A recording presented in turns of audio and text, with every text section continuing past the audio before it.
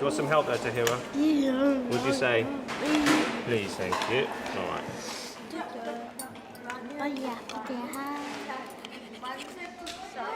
We felt the need, if she's actually put in a special needs school, she'll be treated differently, and she'll know for a fact that she's been treated different, and we don't want her to be felt as if she's outcast out of the community. So we wanted her to come into Mulberry School, to mix in with the same culture kids, learn the same language as Bengali, because there's kids speaking Bengali and learn English, and actually get on with her same age group. The clock goes tick-tock, the clock goes tick-tock, the clock goes tick-tock. It's time to say hello. Hello Tahira, hello Tahira, hello Tahira. How are you today? Sick. Oh! We say I'm feeling. In East London, at Mulberry School for Girls, students with severe and complex learning difficulties are being integrated in the life and work of the mainstream school through the creation and inclusion of the Discovery Group. I don't know what she gets up to in her classes unless Miss Wheeler tells us that she's been naughty. For example, there you go, she's never naughty. How are you feeling? That's good. Good, that's better. Do you want to come up? Cross? You don't look cross, you look more cheeky. Tahira has Down syndrome, but she has a high cognitive ability. She understands what's going on, she understands the aims of the task. Cry. You're crying? Cry. As we've grown to get to know Tahira and we can see her actual ability, we know that there are often times when she will be quite playful, and so this makes us think how we can make the lessons more challenging for Tahira, because we have found that the more challenging they are for her, then the more she will engage. But there is a fine line, because if it's too difficult, then she'll completely opt out.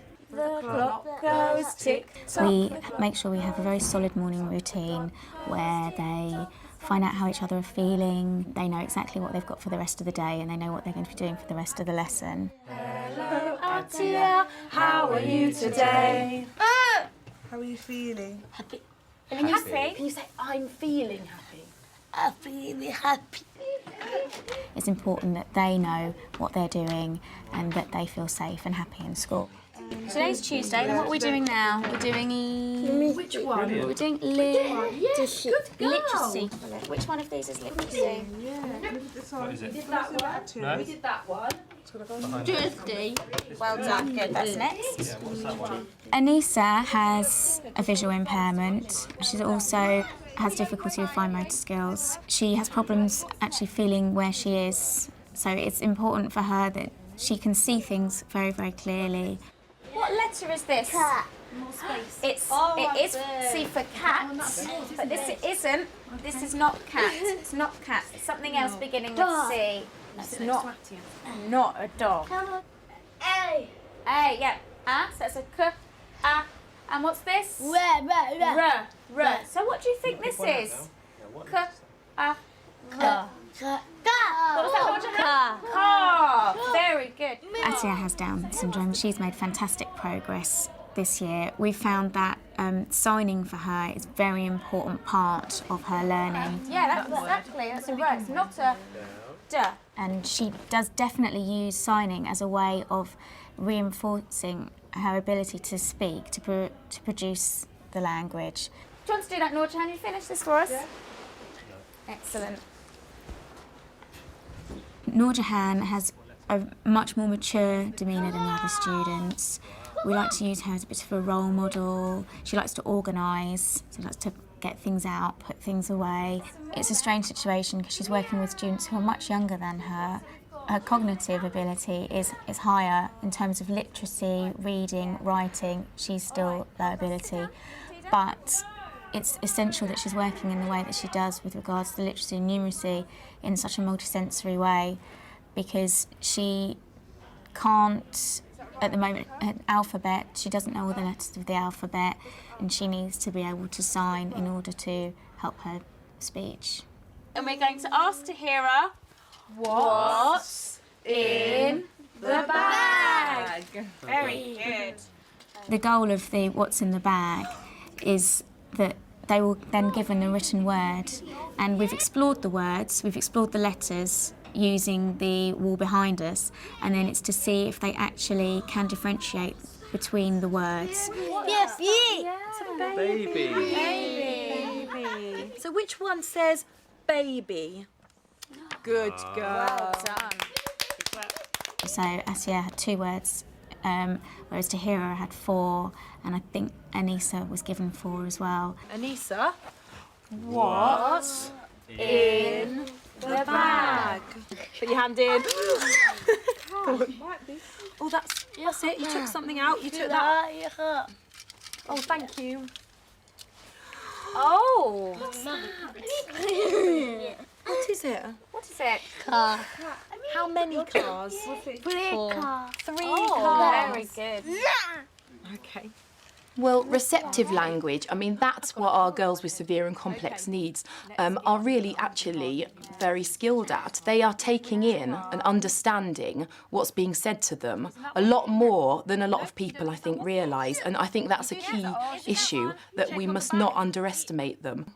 And what we're doing in our whole curriculum with these students is we're really trying to help them to be, their expressive language to kind of be as good as their receptive language. We can read a book, okay? We're going to do some reading. Because another important thing for them is to feel they actually are readers.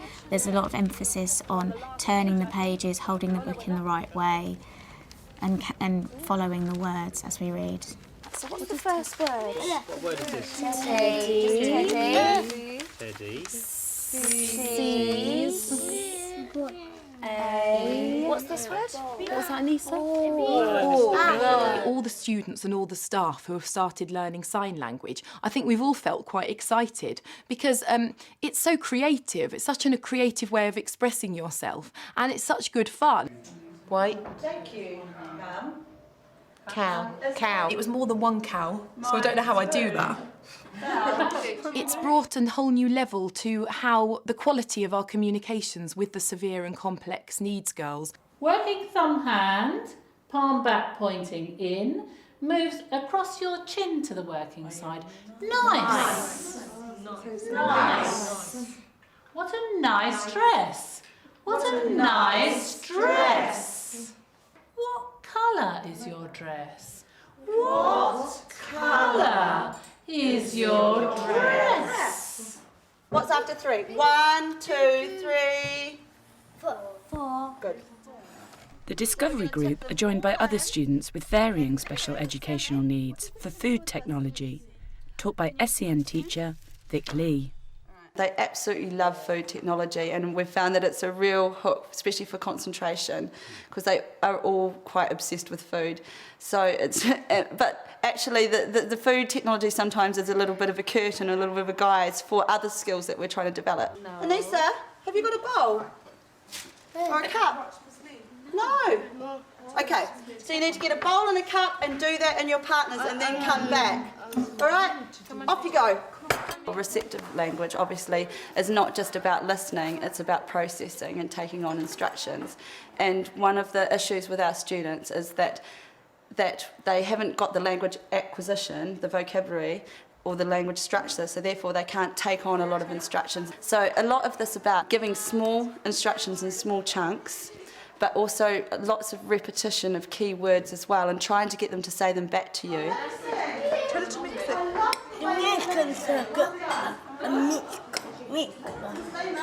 Mixing is a really big word that we like to use, just because it's an easy word and they can do it and they can do that sign to go with it. It's a word they've acquired in their vocabulary, which is really great. Fantastic mixing together. Oh, well done. Anissa, great mixing. Well done. Look at the concentration there. We'll give Atia a sticker once she's finished because she's concentrating so hard. Well done. All right. So the social skills that we're learning in this classroom hopefully will transfer to the outside classroom so they can interact with teachers, students, and just with the wider world around them in a really positive way. And just learning the social norms that maybe children of their own age just pick up naturally and instinctively, where you have to model it explicitly all the time. 3, 2, 1, stopped. Well done. All right, I'm really pleased. Can you do this, please? Thank you. Thank you very much for doing that. Well done. Oh, you've made me happy to do that. Have you got an orange? Oh, thank you for showing that. Tahira, what's that one? Apple. Good. All right, and what's that one?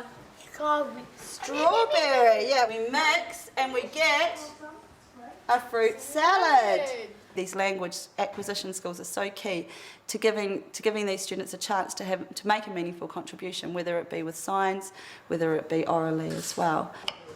Wow. Can I put dates in there? Yeah, put the grapes in there. Oh, no, no, no. What does that feel like that? Can I touch it? That to me feels slippery. Slippery. Yeah. Slimy. Slimy. Isn't it? Slimy. Without language, you can't communicate. If you can't communicate, you can't say what your needs are. If you can't say what your needs are, you're going to be extremely unhappy and frustrated. Atia last year had far more behavioural problems than she did this year, because now, if she's angry or upset, she can tell us. Yeah. And she is extremely expressive, but her receptive language skills are a bit poorer. We need to do some washing? Will you run the water? Okay. Will you help, Atia? Yeah? I think there's just so much to learn from these students with severe and complex needs in terms of how we approach developing expressive and receptive language skills in the school as a whole. But it was all in vain. For every time she shouted fire, they only answered little liar. And when the therefore, multisensory when I room returned, was finished, we actually thought, we don't want this to only be used by children with special needs, because that will actually stigmatise the room. We thought we want to open it out to the whole school. And we thought, well, we'll open a poetry cafe. The crowds flocked in. Hello, Dad. Not now, Bernard, said his father. Hello, Mom. Not now, Bernard. But there's a monster in the garden and it's going to eat me. Not now, Bernard. Hello, monster. Atia, Anissa, Tahira, Majida, Saima are the stars of the Poetry Cafe. A swirling, whirling snowstorm. We can't go over it, we can't go under it. Oh no, you can't go for it. They always perform and they always get a great big clap, and it's a way of the school seeing what they're capable of. We create as many links as we can to students who in the wider school community, and this is one of our ways of the students getting to know them. Open the door, up the stairs, into bed, under the covers. I'm not going on the bed again. Language is the key to being able to participate in society. It doesn't matter whether your language is sign language, whether your language is oral. Baby. Without language, it makes it very, very difficult to have a meaningful contribution and therefore feel valued. We want the quality of their interactions with people to be better and better the more we work with them, because really that's what life is all about, isn't it? It's about effective communication. Book. Yeah, book. Do you want to give me the book? Just book.